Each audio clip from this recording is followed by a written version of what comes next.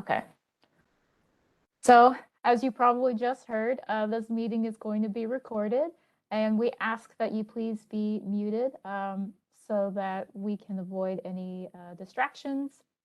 If you have a question during the presentation, please feel free to send a message to Michelle Rogers. Or what you can do is you can wait until the very end. We will have an opportunity for questions. So very briefly, we are going to talk about a lease and what a lease is. We are then going to dive into what the home requirements are and prohibited language in the home regulations for leases. We will briefly touch on landlord-tenant law as it relates to leases, but I'm just going to be upfront and say that when we're looking at leases as part of our annual compliance reviews, that's not at the forefront of our review process. We're reviewing leases based on the lens of the home regulations. Occasionally, I will see some sort of inconsistency in a lease related to landlord-tenant law. And so I usually will just make a note on the annual compliance letter of that inconsistency. We're then going to talk about some additional lease prohibitions based on other federal laws and local laws. And then the most important part of the presentation for you all is the last bit where we are going to talk about some issues that we see in our annual compliance reviews and what you guys can do to rectify them. And then, like I said, at the very end, we will have an opportunity for questions. Holly, I wonder if you could switch to the presentation view just so we see it just a little bit bigger on our screen. Like that? Yeah, beautiful. Thank you. Yep, no problem. So here is the list of staff who is applicable for today's presentation. We have Michelle Rogers, who you just heard. She's the executive administrator. Both Marion Webb and I are grants compliance monitors, but Marion deals with the single family homes and I deal with the multifamily homes. And then we work with a consultant named Stephanie Burdick, and she provides a lot of technical expertise as it relates to different types of federal funding. And then I feel like I need to say this, I'm not a licensed attorney. So if you have any specific questions today related to landlord-tenant law, I would encourage you to please consult with a licensed attorney or your legal counsel. As I said today, we're going to briefly talk about landlord-tenant law, but we're not going to get into specifics. And we may have someone from legal aid join us today. I'm not sure if he's going to be able to make it, but he may be able to provide some valuable information about some landlord-tenant law. Does anyone have any questions about the logistics or agenda before we get started?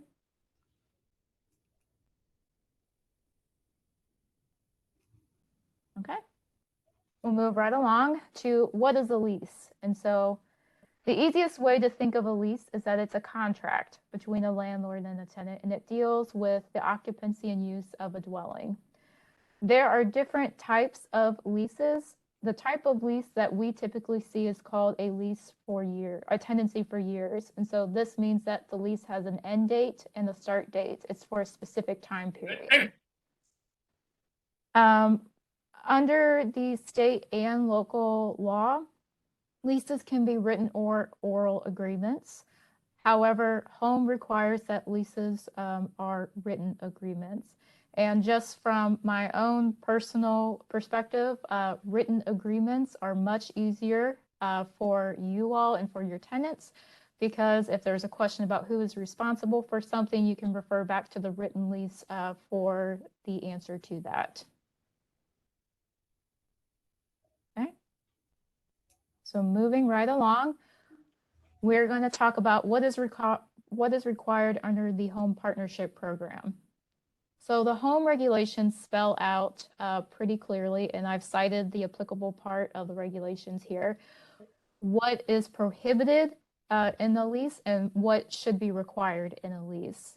I'm not going to go through all of these because I realize that is a lot to talk about, but I do want to touch on the prohibited terms first.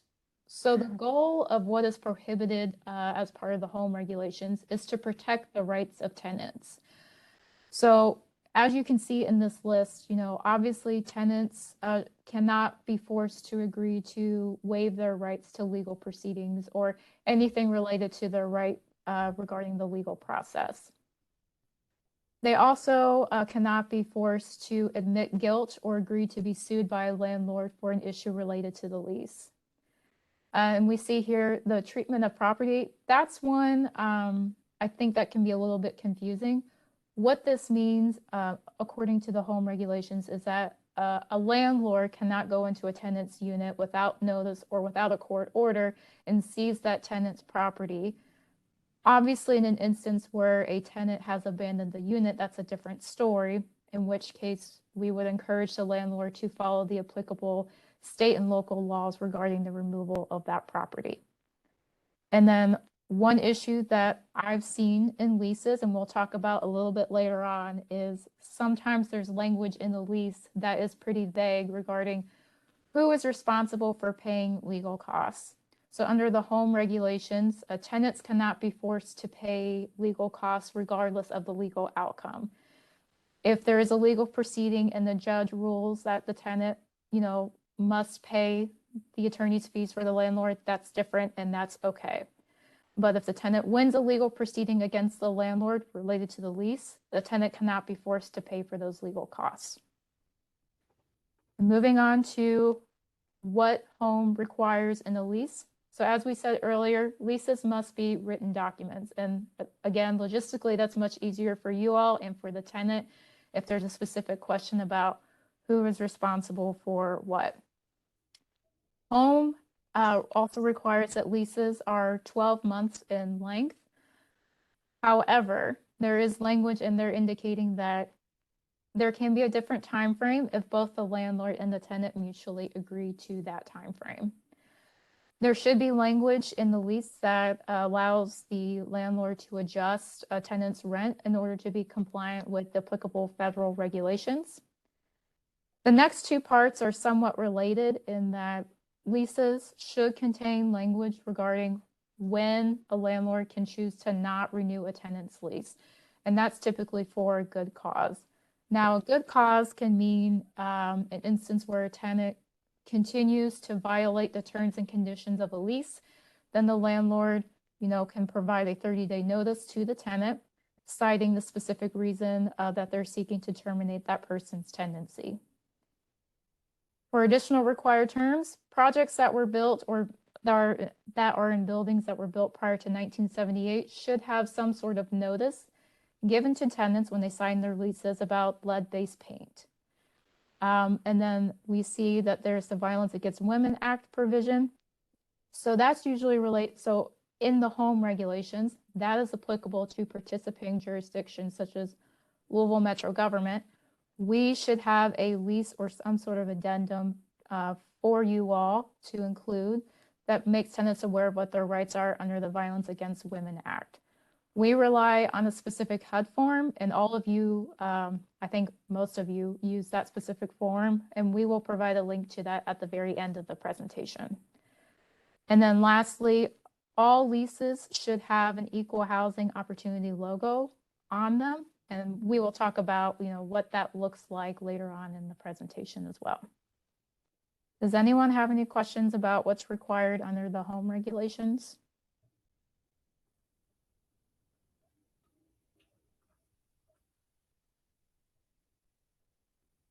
Okay. All right, so next we're going to very briefly talk about landlord-tenant law in Kentucky. So what you can do if you're curious about where landlord-tenant law is in terms of the Kentucky Revised Statutes, it's listed under Chapter 383.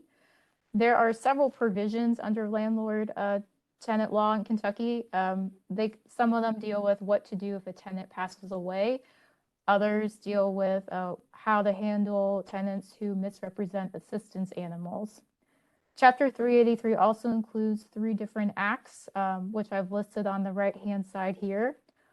We are going to touch on the Uniform Residential Landlord and Tenant Act.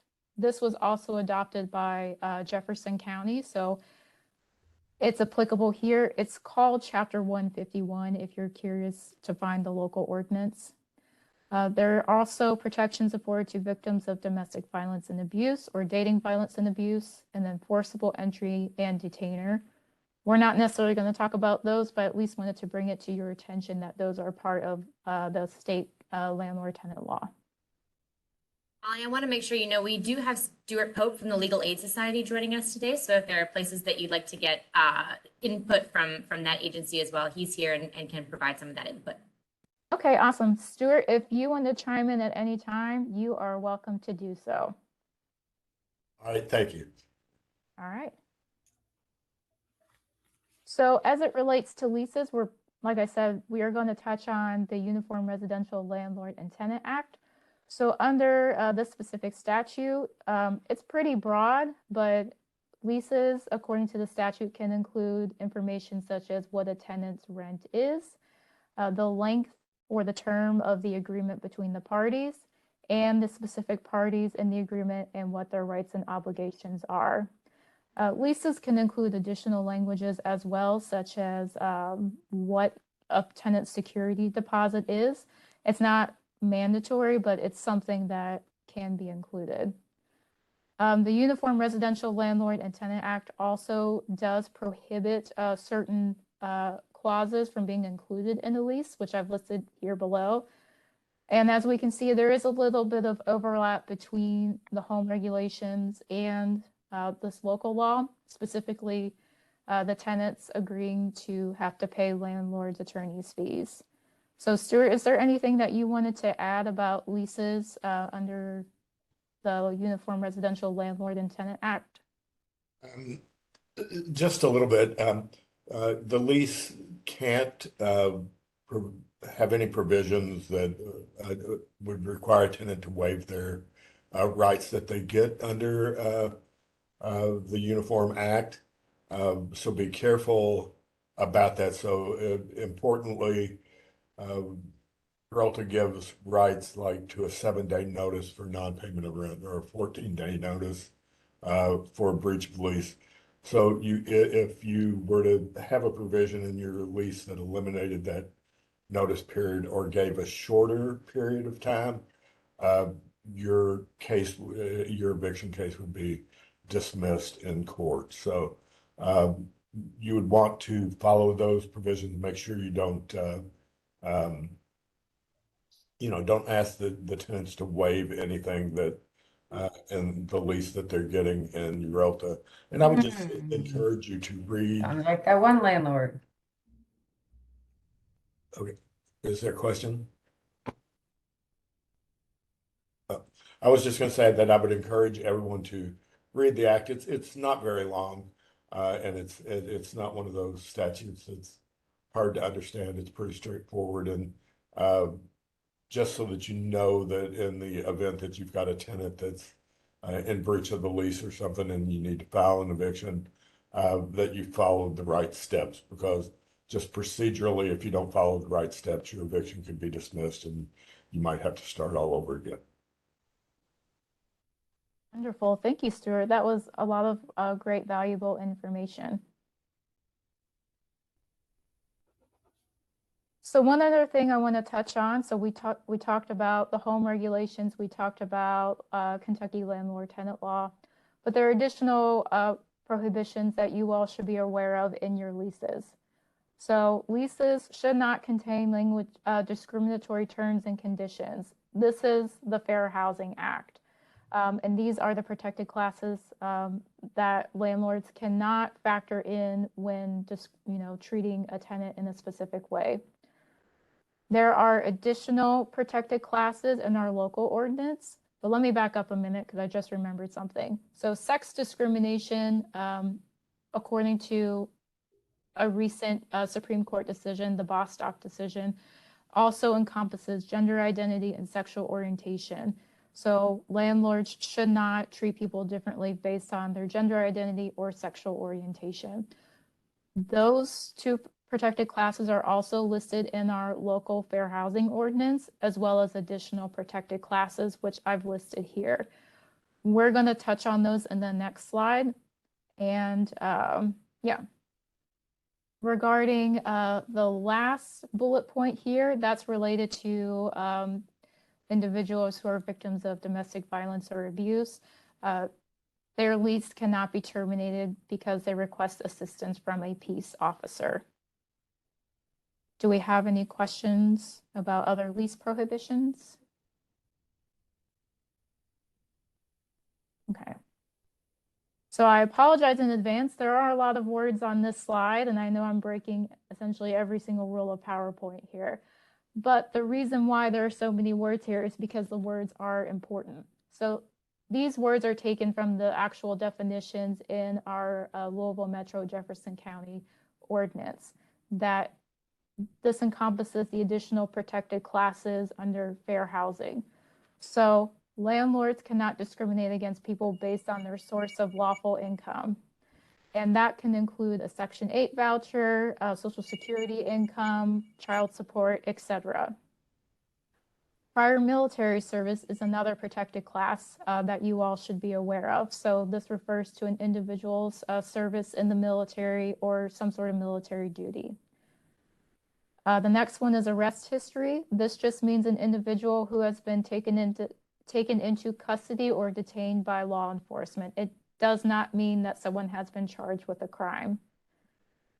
Flowing into a similar vein, we have conviction history here. I understand that this one can be a bit controversial. However, there are exemptions to this in the local fair housing code, which you all can read. So individuals who have been convicted of a felony dealing with a violent offense are not protected here. Individuals who are currently using illegal substances or drugs are also not protected here. And that is actually pretty consistent with the Fair Housing Act as well. And then the last one we have here is homeless status. So this just refers to an individual who does not have a fixed place of residence. Does anybody have any questions about that?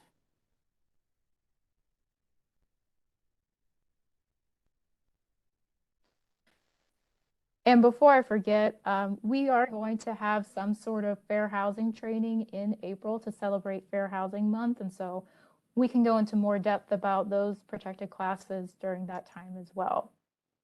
Find it. Okay. So this is, in my opinion, the most important part of the presentation. Here are some issues that we have seen in our annual compliance reviews. We are going to talk to you about if you have a citation in your annual compliance review, this is how you can potentially fix the issue. These are in no particular order. This is just what I've been pulling based off of this year's and last year's annual compliance reviews. So the first one is, we notice that there is sometimes the lack of a Violence Against Women Act addendum. So as I said earlier, the home regulations require that leases have some sort of addendum or provision that addresses the Violence Against Women Act. Our past practice has been to accept this lease addendum. It's HUD form 91067, and you can find it online on HUD's website. I can also send you an email if you need a copy of it. So individuals should sign this when they sign their leases. Most of the issues I see related to the lack of a VAWA provision is that people just forget to turn it in with the rest of their compliance documents. If that happens to you all next July, just feel free to send me an email with a copy of that addendum and just let me know that you forgot to turn it in. I won't penalize you for turning it in at a later date. All right, the next issue that we tend to see is the lack of an equal housing opportunity logo on the lease. So I have included here 2 pictures of lease agreements that we received as part of this annual compliance period. It's hard to see because the Prezi logo is at the bottom, but here, I'll exit out. So if you can see down here, there is the Equal Housing Opportunity logo as well as an accessibility logo down below on the left-hand side. That is perfect for what we are looking for in terms of that logo being on the lease. It can also be put in the header It just depends on how your lease is formatted, but it needs to be there somewhere. The lease on the right-hand side does not have that logo, and so therefore it would be cited as not being compliant with the regulations. You can find the logo on HUD's website, and there are all different sizes that you can choose to download if you don't have a copy of the logo. Like I said, it's a pretty simple fix. You just have to add it to your existing lease template. Okay, so the next issue that we've seen in leases is vague language regarding who is responsible for paying attorney's fees. As we said earlier, tenants cannot be forced to pay legal fees regardless of an outcome of a court decision. So the example I've included here is taken from an actual lease that was submitted to our office about 2 compliance periods ago. It's a little bit vague in terms of who is responsible for paying court costs. However, a simple fix that they did, which you can see below, is they just added at the end of the sentence that, tenants can pay when judgment is granted to the landlord. And that's consistent with the home regulation, so therefore that is fine with us. Okay, the next issue that we see in leases is regarding a 30-day termination notice. So this language is taken from, again, a lease that was submitted to our office. And for those of you who are really savvy with your statutes, you may notice that this is almost verbatim to the home regulations, 92.253C. They just changed a little bit of the wording to make it applicable to them. But this outlines that, landlords can not renew a lease due to a good cause. But the very end is the important part here. It states, to terminate or refuse to renew tenancy, we must serve written notice upon you specifying the grounds for the action at least 30 days before the termination of tenancy. So we understand that this is a higher standard than what is required in the state and local laws regarding eviction. So just to be aware of that when you are, figuring out if you need to terminate someone's lease who is residing in a home assisted unit. And then the last issue that we've seen in leases is regarding the landlord's ability to access a specific unit. So according to Chapter 151 and the Kentucky Revised Statutes, landlords need to provide at least a 2-day notice before they enter into a unit, and they have to enter at a reasonable time. Obviously, an emergency situation is different. Landlords don't have to provide the 2-day notice, but for other instances where a landlord needs to access a unit, a 2-day notice is required. The issues I've seen in leases are language that says that the landlord has to provide a 24-hour notice. One lease I remember, it stated that the landlord did not have to provide notice. And so I just at least want to make you all aware that this is what the statute says. And like I said, if I notice this as I'm skimming a lease, I will typically note this as a comment on the annual compliance review letter. If I notice several other issues with the lease, then I'll just go ahead and incorporate that feedback along with the rest of the lease issues.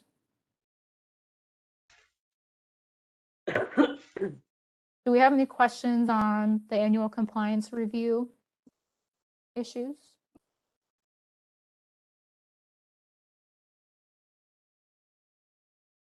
Okay. If anyone has any questions about leases, you can ask me or Stuart. If you are more than welcome to take any questions if you would like. We are happy to chat.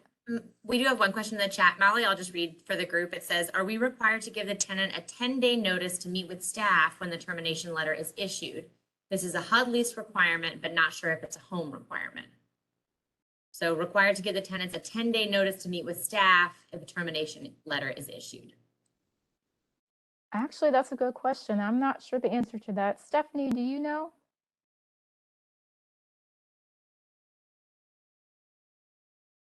about that, trying to get unmuted. So it seems like, right, like there's two different subsidy programs that are being within a project and within individual units. So home does not have any specific language which would require any type of mandatory meeting. So if there is a requirement under another funding source, if you have some type of, my intuition is that it's some type of like HUD, project-based Section 8 type, or, housing assistance contract that you have, if that would have some type of standardized lease. If they are requiring a meeting with a 10-day notice of that, then that would be required under that program. It's not required under home, but we would, we want to make sure if it's required under something else, you're following the directions of that program as well. So does that answer the question?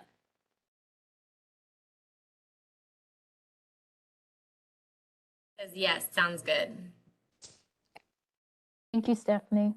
Do we have any other questions?